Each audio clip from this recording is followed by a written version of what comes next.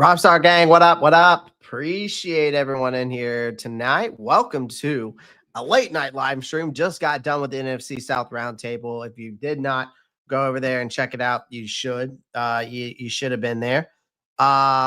So make sure y'all go check it out. I was over there chatting it up with the guys. So appreciate everyone joining the live stream. Do me a favor, make sure you smash that like button, hit that subscribe button on your way in, on your way out. I would greatly appreciate it. We're gonna be diving into training camp's over with, man. Finally, last training camp. We got training camp. This is the last week of training camp, and then we go. we have the Steelers game. And then we've got cuts happening next Tuesday, August 27th. August 27th, 4 p.m. cut deadline. So we're just immediately going right into, cutting down the roster to that 53-man roster. Plus, you got waiver wire claims coming up as well, I think, in the same day. So it's going to be next Tuesday. Is going to be a long day, ladies and gentlemen. It's going to be a long day. All right. If you're a Panthers fan, NFL fan, and it's going to be a long day for anybody that is, anybody that's watching right now. Just be prepared for next Tuesday, 4 p.m. cut deadline, break and also waiver wire claims. So it's going to be a lot. It's going to be a lot. I didn't go live yesterday because honestly, ladies and gentlemen, the Panthers training camp yesterday really wasn't much of anything. Really, there was some return. It was merely a walkthrough. Like Jaycee Horn was back in action yesterday. They didn't have pads on, but his stitches came out. They removed them. Kind of find out. So Horn came back yesterday. You got linebacker Claudin Churlis, and you got guard Chandler Zavala, and Cam Jackson also returned after various absences. And of course, all three are planned to suit up Thursday night against the Steelers in that preseason finale as well. Now there were some absence yesterday, and I know I wasn't live yesterday because it was just a walkthrough, like I said, but. You have Tre'von Moehrig dealing with the hamstring. You got Bobby Brown III with a knee. You got DJ Johnson with a hip. So we'll see. Don't expect Tre'von Moehrig to play on Thursday. Sounds like with that hamstring scare. They're blaming the Canales I kind of felt like Canales has been downplaying the hamstring injury for Tre'von Moehrig, because when you go watch his press comments, he's talking about blaming it more on overwork than actual damage. They said the imaging looked clean, but McMillan has been taking heavy reps in practice and preseason, so the staff hit the pause button on him. Don't expect Tre'von Moehrig to be out there on Thursday night. All right, now for Brown and DJ Johnson, however, may return. I think they did return today, if I'm not mistaken. I'm pretty sure that those guys returned today. I could be wrong. I have to dive into my notes. I don't think they returned today, but they might have. You got LeBron Ray as well, with his ankle. You got tight end Tommy Tremble still doing the back. They're continuing to rehab on the sidelines. Tremble looks, according to reports, particularly looks close to returning. He was spotted wrestling a medicine ball. And then, of course, Andy Dalton is getting eased back in after his scare with the whole elbow injury, of course, against the Texans. But he was back to individual drills on yesterday. The real issue is it's a muscle strain. So from taking a shot to the arm against Danielle Hunter. Right. Dalton spun some 25-yard passes with ease, which has enough to, calm some nerves, I feel like. But yesterday was just a glorified walkthrough. As of today, though, Dave Canales wanted some intensity. And he got it. And maybe more than he bargained for. honestly. I'm glad that they brought some intensity today because we so desperately needed it after this whole thing, the whole Houston game. We needed that, right? We needed an actual like spark of some sort, right? Going into this game or going into this practice. Like I wanted to see these guys literally go at each other's throats. I was all for it. Okay. I was all for it today because I mean, this team needs a fire lit under its ass after the performance we had, you know, against Houston. So, any news on Squirton? Yes, he was jogging on the sideline yesterday. That's another guy that was jogging on the sideline yesterday. Squirton was. So they're so good news on that. I don't know how far along he is. I can't tell. I don't know how far along he has come on that.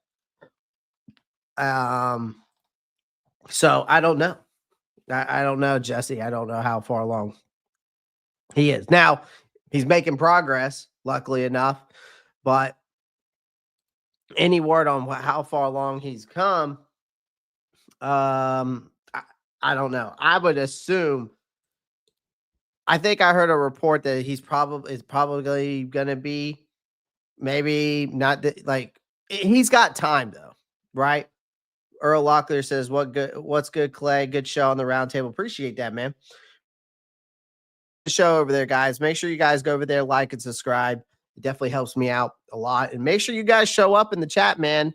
Y'all letting your boy get burned over there. Y'all letting your boy get burned.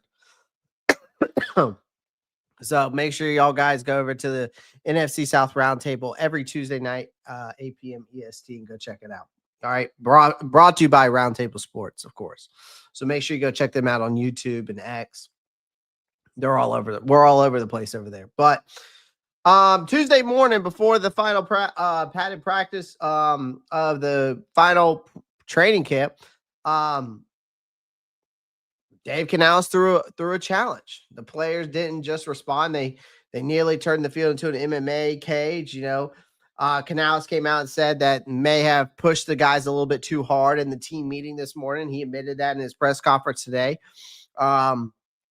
The flashpoint came late in practice when safety Nick Scott appeared to step over rookie receiver Jalen Coker, who was sprawled onto the ground, and then Coker's offensive teammates obviously didn't take kindly to that. And then words got exchanged, and then came the pushing, and then came the fist, and left tackle Ekwonu and Jaycee Horn went nose to nose. Horn eventually let one fly. It wasn't exactly hard knocks material, I would probably say, from according to reports, but it was a clear sign this team has an edge. I would love to see that edge in some games. I'll be honest with you. I would love to see some edge in this Pittsburgh game. I need someone to give me some edge in this Pittsburgh game. Okay. I know I'm not going to see the starters. It is what it is. But Canales did come out and say, I'll talk to the guys. He said this afternoon. He was saying that if you throw a punch, you're gone. Then what? Where's the rest of the team when that happens? He's saying it was a teachable moment. Make no mistake, it was a fantastic day of work, and that's quotes from your head coach, Dave Canales. Now, Horn just back on the field. After having stitches removed from his left hand, made the questionable choice of swinging with his good one. And obviously Canales wasn't overly worried about the injury risk. His bigger concern was simply that the players don't start, decking each other. And Canales quote is saying that honestly, it just, it's just don't punch your teammates. Let's keep the 46 guys we bring, to the game. That's the focus. So Canales said it's the dogs. It's the dog day of camps, final padded practice. They coincide to the place I want us to play. We need to learn to live there without losing control. So, another quote from your head coach. Now, Running back Chuba Hubbard did some clean up in the locker room afterward, reminded teammates that family fights happen, but the family still needs to stick together. I mean, someone's got to be a leader in this locker room. And I love that Chuba Hubbard's doing it. It seems like Chuba Hubbard is taking a major role in leadership here. You see him, doing the pregame speeches and stuff like that. But Canales, meanwhile, was pleased with the physicality, but made it clear he wants the discipline with the edge. And I get that, right? He says we try to push the guys to the edge. We went a little over. That's the lie we'll keep dancing on. I mean, this team should have been running sprints, in my opinion, after that Houston Texans game. They should have been doing something. I'll say that. They should have been doing something after that Houston Texans game. I'm sorry. I thought the Texans game was just total embarrassing from a coaching staff. I thought the coaching staff, and I know it's preseason, man, and I'm only getting on the coaching staff. It's not necessarily the players' performance, because I don't blame the players for the fact that they went out there and looked unprepared. I mean, part of it is them, but I have to look at the coaching staff as well in that situation. So it is what it is at the end of the day. I'm not going to harp on it. Y'all know my argument. I've talked about it before. I'm not going to circle back to it. Birdman comes in and says, "What's good, Rob? Huge facts, bro. Let's get some of this edge in the game." Absolutely. That Canales interview from today was powerful. I know he's locked. Yeah, it was a good interview. I mean, I'll give him credit where credit's due there. It was a good interview, but I need to see more of that. I need to see him more pushing these guys to the edge. I don't care. I felt like also, I get that Texas Heat probably did a lot on these players, and they were probably gassed, and that's why part of it was the reason why they pulled him, so early in this game, and and you're trying to protect your quarterback, and you're trying to coddle. It almost feels like they're coddling, but I would have still sent that team out for another rep. But we got to get some edge back, and we got to find that identity back. If we want to build that culture, build the chemistry, find that identity. I think it's going to come from repetition after repetition after repetition. And I think Canales is trying to figure that out. I just didn't agree with what we saw in Houston. And obviously we didn't like the performance either. But again, I've said my piece on that argument. And I stand 10 toes down on that. All right. I stand 10 toes down on that argument. So, but now, all right. So we're closing out the preseason. Thursday against the Pittsburgh Steelers. Dave Canales, defensive coordinator, will take back the play calling duties, even when the starters are sitting. I know to the casual fan, it might look pointless, but to Canales, he feels like it's a rehearsal. The preseason experiment has been in a delegation of, and I'm trying to find it right here. The preseason experience has been a delegation, in my opinion, with this whole thing. Obviously, that you have offensive coordinator Brad Ezek, who's been calling plays.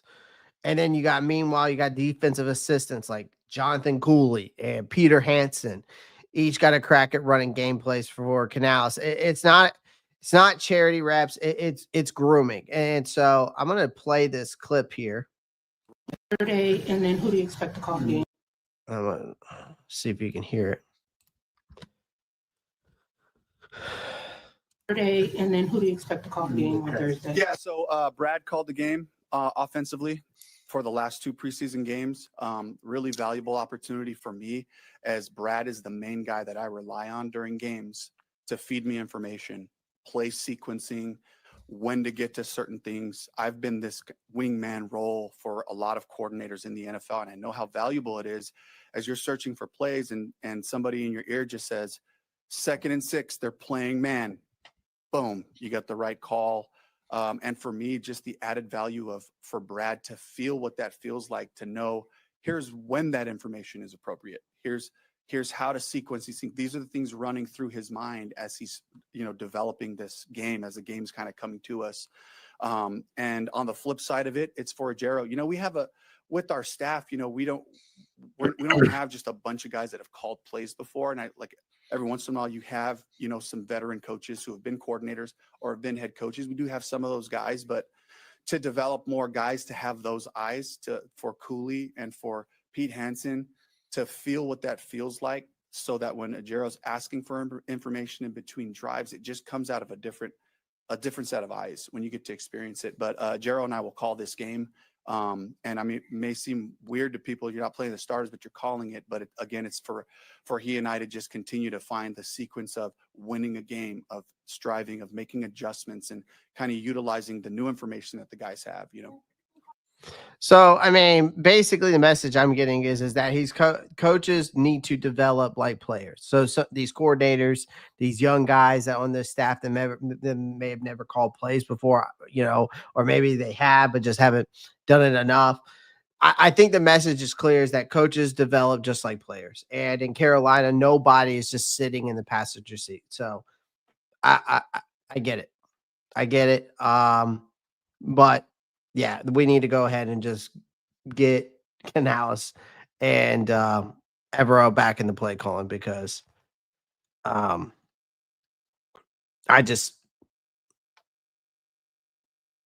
whatever those guys were doing wasn't it. All right. I want to talk about my boy here in a second. Where is he at?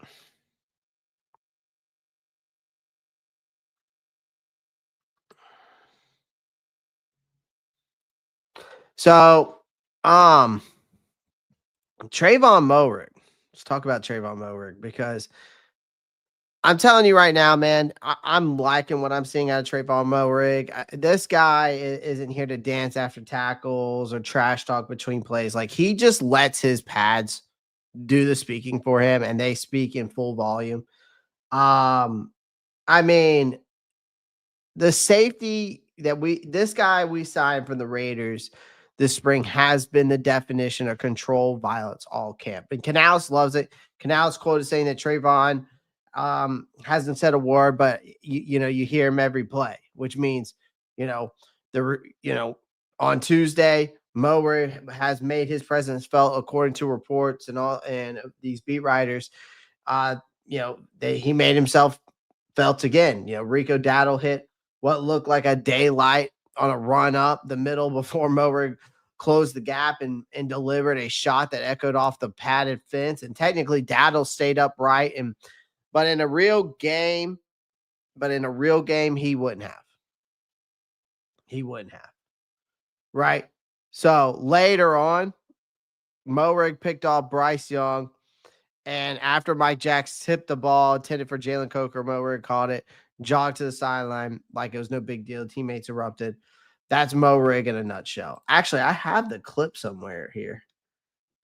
Let's see. There's a clip of it. Hold on. Let me find it. Here it is. Turn that off. Bam. Here's a clip of it right here. Tipped and then picked. So Tre'von Moehrig, man, remember the name. I think he's going to do some big things, man. I love what he's bringing to the table. Another thing, we'll talk about some injury updates. Tommy Tremble. Let me see if I can find the injury update on these guys real quick. And that's on him. Trying to see if there was one. Bobby Brown knee. Tommy Tremble, Taylor McNichols, Gordon. Well, here's some attendance notes for today, according to Alex Zietlow of the Charlotte Observer. Shout out to him. But there were some other notes that I took from some of the beat writers. I knew there was a report. Maybe I didn't save it, but tight end Tommy Tremble isn't ready yet. He's moving in the right direction after that surgery he had in May. Right now, according to Dave Canales, he is running full speed.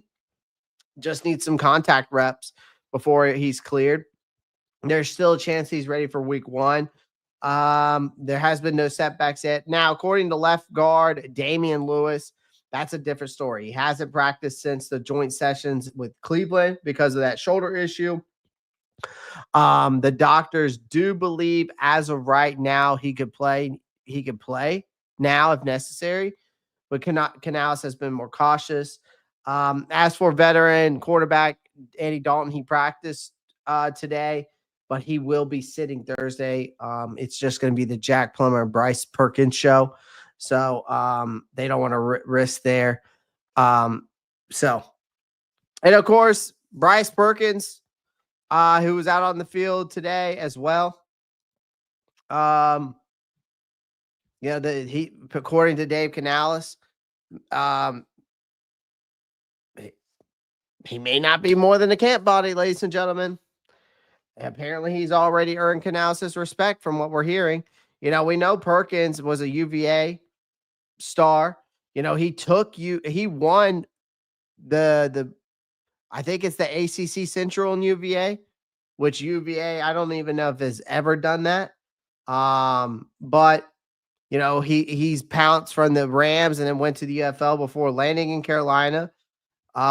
So who knows? Maybe the story of this guy kind of gives me some chills, because you're talking about a guy that went to UVA, was undrafted to the Rams, goes to the UFL, has success in the UFL, becomes the MVP of the league. The question is here for Bryce Perkins, can UFL products come over and succeed in the NFL? And I thought for us bringing in Bryce Perkins, it's really more towards damage control, right? Due to the fact of Andy Dalton. But, this is a guy who is here to try to prove he belongs, prove it to himself probably as well, right? He's got, you can tell by the guy, he's got great mentality. He's got all the athleticism in the world for sure. So, I mean, I hope Perkins works out. I think he's got to be a better quarterback than what I've seen from Jack Plummer, because I think Jack Plummer at this point will get cut and he'll be going to plumbing toilets at this point. So he'll become a plumber somewhere else. But yeah, final preseason or final training camp is in the books. We're done. I am going to be doing my preview and prediction for the Pittsburgh Steelers. Now, I did want to talk about something else today that Dave Canales mentioned, which is this. Let's see. Oh, there was something else I wanted to talk about.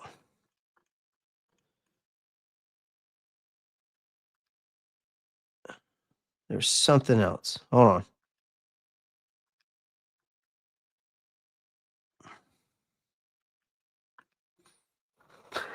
There was something that Dave Canales said. Oh, this is what I wanted to share about what Dave Canales said with the Scruffles. Couldn't find the dang video. Sorry, guys. There it is.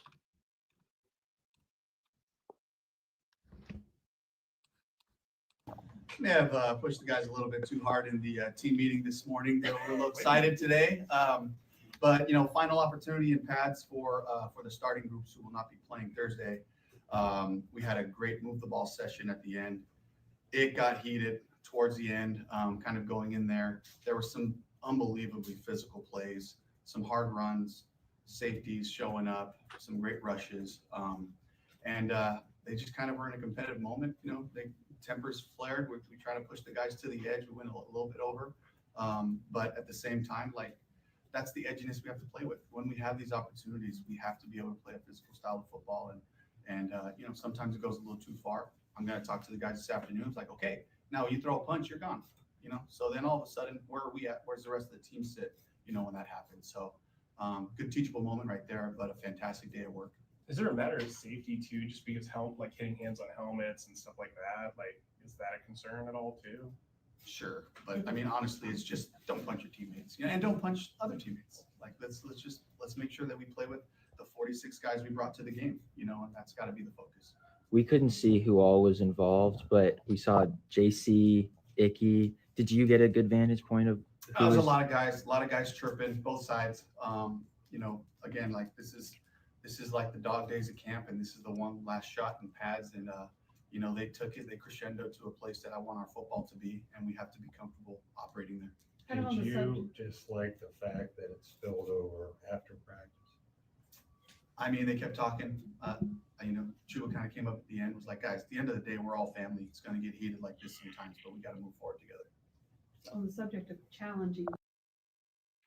So, I mean, again, like he said, it got spooled over a little bit too far, but again,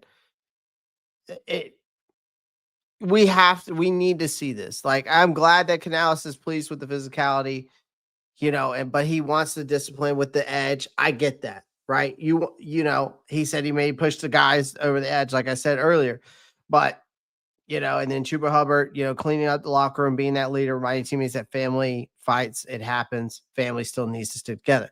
Great. Let's continue to bring that edge that we saw there, because I really want to get into this because I didn't see any edge on this past Saturday. I need to see that edge continue going forward, because nothing on Saturday told me that this team is ready for Jacksonville week 1. I can tell you that in that Houston game, right? So, again, what's up, Luke? Appreciate you coming through. Josiah, Birdman, Marcos Cash, Earl Locklear, SC Panthers boy, Jesse, Absent in the chat. Appreciate everybody joining the live stream. Make sure you guys pound that like button, hit that subscribe button. I'm not going to be on here long. I just wanted to kind of give you my breakdown one last time for the training camp. I did find the Damien Lewis thing. So he is trending up the right direction according to, I just saw it. There it is. So here's what Canales is saying about Tommy Tremble doing great. He's running full speed. Canales said he won't decide on Damien Lewis if he'll play week 1. So that is a big ordeal, right? I mean, Damien Lewis not being there week 1. We saw this offensive line, plummet. I mean, let's call it what it is. They did not look good against the Texans. I mean, you had Taylor Moton with his feet up the first play of the game, looking like he was ready for missionary position. I've never seen that in my life. An offensive lineman on his back like that. Yeah. It's not a good look, especially for Taylor Moton. But it's not a good look for this offensive line. I mean, we got to have guys step up. Luckily enough, Chandler Zavala's coming back. Obviously, K-Made's getting reps there at the left guard. It seems like, according to reports, though, Chandler Zavala looks like, I think they said that Zavala, it was yesterday. They said that Zavala, what was it? Trying to find. I think Zavala's going to be back. I'm not sure exactly. I think Zavala will be ready to go, but but we got to get this offensive line back healthy. We got to get everybody back healthy. Luckily enough, we obviously have got, this Pittsburgh game. None of the starters are playing. You got all of next week as well, leading into week 1. So hopefully Damien Lewis will come back. He won't decide on Damien Lewis to play week 1. I mean, hopefully he comes back. I don't know. I do have some concerns on the offensive line right now, especially what I saw on Saturday. But yeah, what's up, Corey? Appreciate you joining. Yeah, we need to set the edge in every single game this year, y'all, for sure. Bryce for MVP. Luke, I'm hoping so, man. I'm hoping so. God, I'm hoping so. So, but yeah, training camp's in the books. Let's just keep this mentality going forward, man. Let's just keep this mentality going forward. I hope that, the clock, the clock is ticking, man. The roster is going to be trimmed to 53 players by next Tuesday. We've got some lingering injuries. We've got some unsettled competitions here. We got some veterans pacing probably back and forth about themselves. Like Thursday preseason finale will be less about the fireworks for some guys. It's going to be about some survival. So I'm not going to overreact to the bumps and bruises for this Pittsburgh game.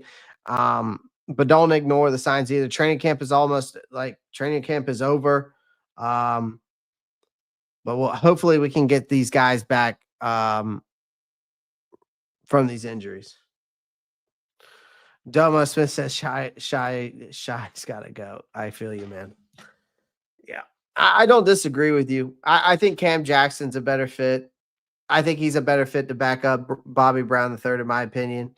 I don't think Shy Total. I think Shy Total's getting played out of place anyways. I don't think he should be there.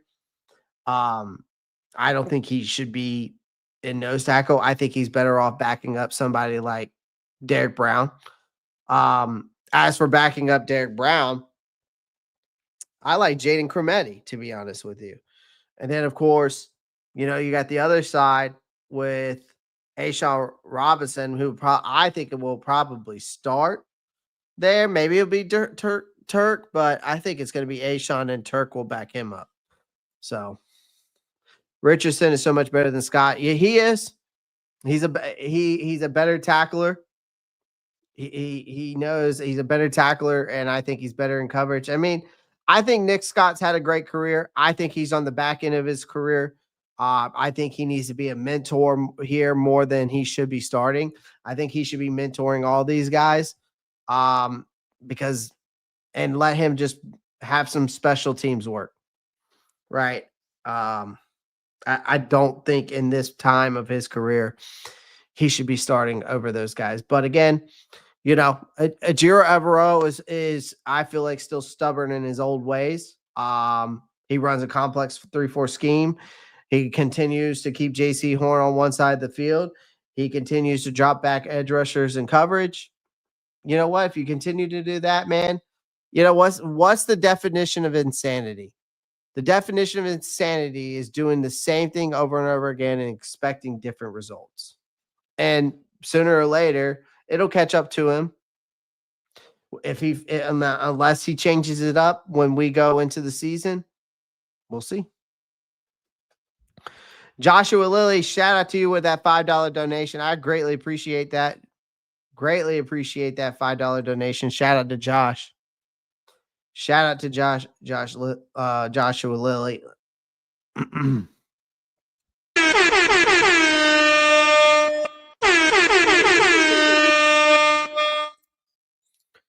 Appreciate that, Josh. Appreciate that. Let's see what else we got here. Corey Thornton is going to be an undrafted rookie, Jim, for us. Elias Damani, Jalen Coker for last year. Yeah. I mean, Corey Thornton is the third best corner on this team right now, right? According to reports. Here's the thing. I think Corey Thornton would step in nicely. I think Shaw has had a good training camp. I think he's the nickel guy, but Corey Thornton, if Mike Jack went down, I would feel comfortable with Corey Thornton stepping in alongside Jaycee Horn. I really like what Thornton has done. The only guy I don't like is Shamar Bartholomew. It's not that I don't like him, but in the last game against Houston, how are you 10 yards in the end zone when Nico Collins is running a short out route? And you're 2 yards in the end zone and you give Nico Collins that much space? That's when I don't know if that's a coaching issue there, right? Because, or if that was more of, or is that more of, him just lining up completely wrong? I don't know. Bartholomew, he's definitely better than MJ Devonshire, in my opinion. But Devonshire's made some plays. Luke Patillo says, that's what I'm saying. He needs to play Jaycee Horn on the wide receiver one. Absolutely. I mean, if he continues to do that, we're going to continue to see, Mike Jack and these other guys end up getting burned, man. That's what we're going to end up seeing, man. That's what we're going to end up seeing. I mean, I think it's okay to rotate the guys and let them be on the – so Jaycee Horn's not just on the wide receiver one the whole time. I think it's okay to rotate them out, right, in certain packages. That makes sense, but not every single, not putting them, not keeping them on the one side of the field. I don't get it. I don't get it. We saw it all last year and did us no good. I have not seen Bobby Brown III with the ones, or am I tripping? He played. I think he played. He played some snaps. You can go on ESPN. I'm pretty sure he played a couple snaps. He didn't play a lot of snaps. But if you go on ESPN, I'm pretty sure he played some snaps, T. Cole. It might have been about as much as Derek Brown got. Like, I think Derek Brown only got like 3 snaps, and then they pulled him. Let me go look. ESPN should tell us the stats.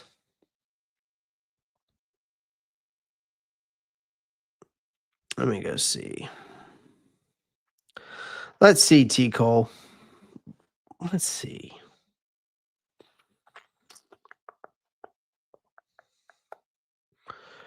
All right, Bobby Brown III. Where are you at? Did you play any? He did. I don't know how many snaps he played, but he had a he patted that. That's right. He had a PD. He patted that ball down in the red zone. So T. Cole, he probably played that one drive where, that's what it was. So he gets some snaps. He got some snaps. Now, he obviously didn't get him with the ones. I mean, I think he got with some of the guys that were ones. I don't think it was all twos. I think Bobby Brown, or not Bobby Brown, I think Derek Brown was the only one that they pulled after that.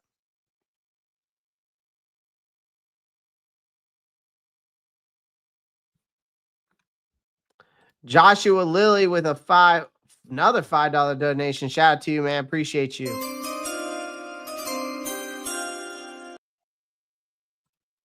Yeah, Tico, I'm pretty sure there were still some ones out there. I'm pretty sure the only person they pulled was Derek Brown. I could be wrong, but I'd have to go back and watch the tape to find out.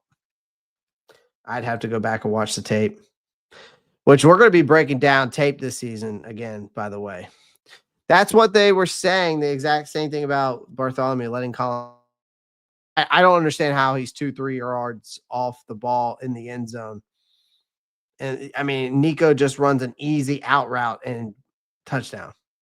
I mean, I didn't understand. I don't know if that was more, again, like I said, I don't know if that was more on Evero, because we've seen him line the corners 5 yards off these guys constantly, or if that was more on Bartholomew not lining up correctly. I don't know. There was definitely some miscommunication there. I would definitely say that. I can't get it out of my mind that Mike Jack covered DJ Moore last year. Don't BP the easy red zone DB 101. Shake my head. Yep. Bobby Brown was to Scott the deflection. Yeah. Okay. Yeah. Shout out another $1 donation. I appreciate you. Man.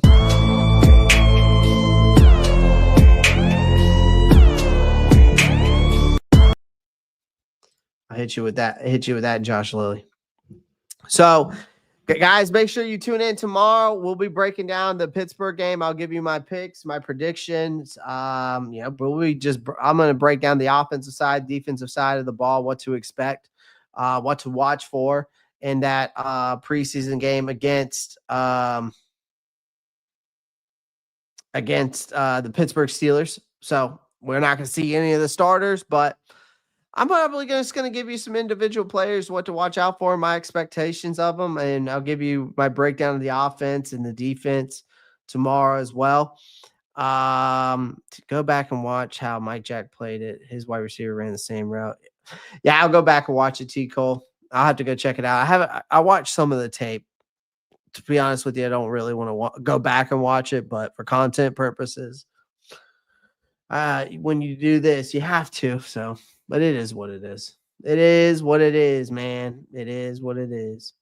So, shout out to everybody in the chat. Again, I will see you guys tomorrow. Joshua, Lily, thank you for blessing the channel. Appreciate you. All right. Appreciate you blessing the channel.